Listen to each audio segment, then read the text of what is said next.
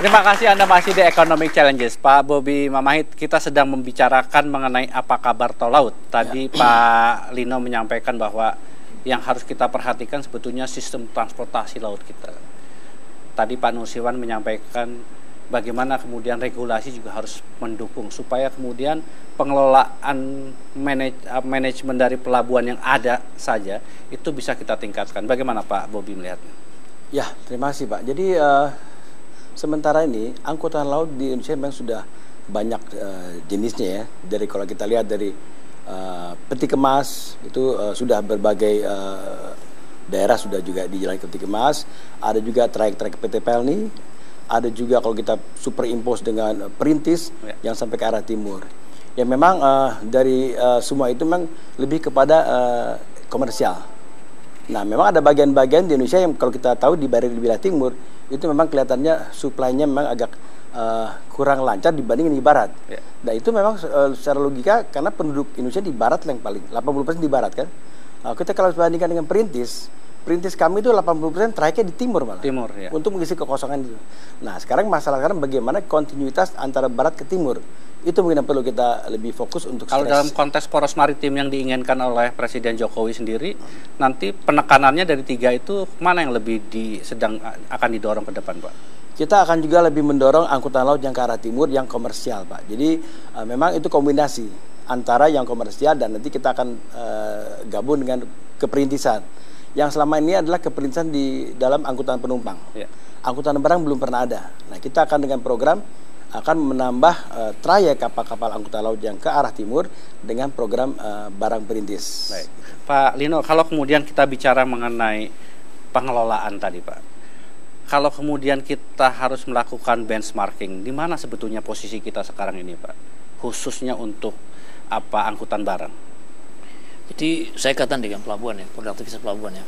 Itu GICT, contoh GICT, terminal yang terbaik di Indonesia lah ya. Itu 2 tahun yang lalu kan berturut-turut ya. Itu the best container terminal di Asia untuk volume di bawah 3 juta.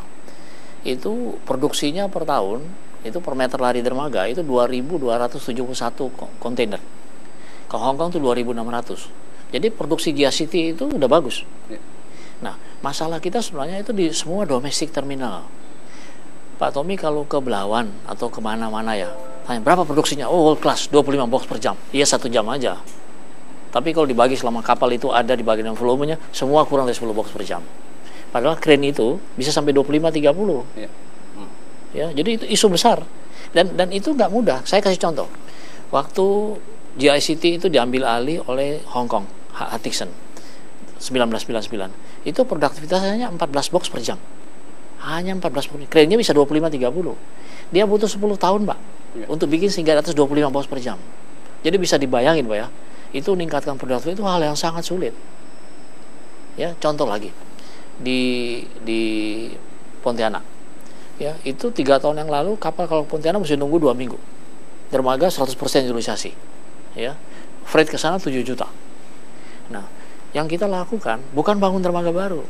Yang kita lakukan, kita injected ICT yang baru, manajemen yang baru, kita kasih alat, ya, orang yang di-retrain. Nah, dari produktivitasnya 7 box per jam, itu sekarang sudah bisa 14 box. Nah, begitu jadi 14 box, itu langsung utilisasi dermaga kurang dari 40%. Kapal nggak ada lagi yang nunggu. Freight jadi 2 juta, 2,5 juta. Jadi lebih efisien ya. Nah, padahal itu baru 14 box per jam.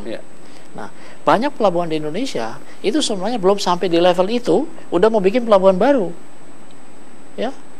Belum sampai di level yang tadi saya bilang seperti JASI 2000, itu sudah bikin masih sekitar 600-700 bikin pelabuhan baru. Padahal harusnya ditingkatkan sampai tingkat dulu, karena kalau bikin pelabuhan baru tanpa meningkatkan prioritas nggak menurunkan logistik cost. Karena tujuan Pak Jokowi atau pemerintah ini itu bikin program tol laut itu menurunkan logistik cost. Karena begini Pak, ini bicara anatomi ya. Logistik cost di Indonesia itu kan sekitar 24,6% dari GDP tahun 2011. Tahun 2013 malah 27%. Nah, dari angka itu Pak ya, itu 8,7% dari 24 tadi ya, itu inventory Pak. Itu nilainya tuh $100 billion per tahun Pak. 4 kali subsidi BBM. Ya. Itu karena apa? Karena ketidakpastian Pak. Kalau di sisi internasional itu dwelling time ya. Yang sekarang 5,2 hari. Rata-rata bagus. Masalahnya bukan itu. Standar deviasinya kebesaran. Ada yang 2 minggu, ada yang 3 minggu, 3 bulan.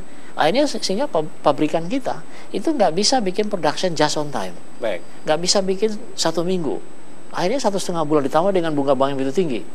Nah, di Indonesia Timur itu kepastian lagi. Kapan itu kapal datang? Nggak bisa kapal hadir datang, mestinya bilang seminggu tapi datang baru sebulan lagi. Baik. Jadi si pedagang itu bikin inventory yang gede banget, Pak.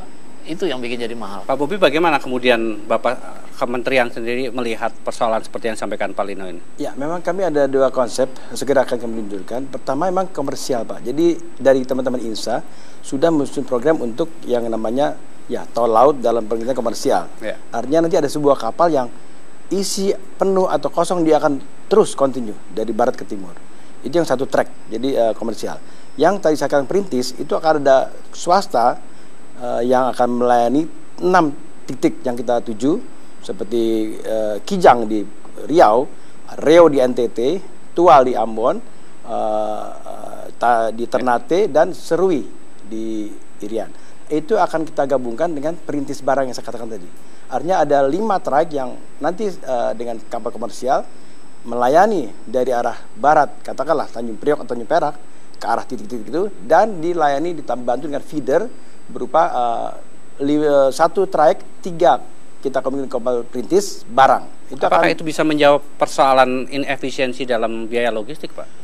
Ini masalahnya kan sekarang kita kalau bicara tol laut katanya disparitas harga. Ya. Nah, kita akan mensuplai barang-barang kebutuhan yang ke arah tempat terpencil. Otomatis tadi yang dikatakan Pak Lino mengefisiensi pelabuhan, memang itu juga merupakan satu yang rawan, apalagi di timur, Pak.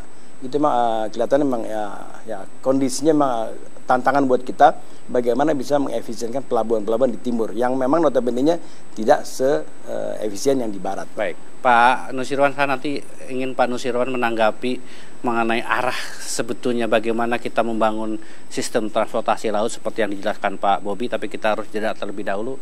Jangan kemana-mana, tetaplah di Economic Challenges.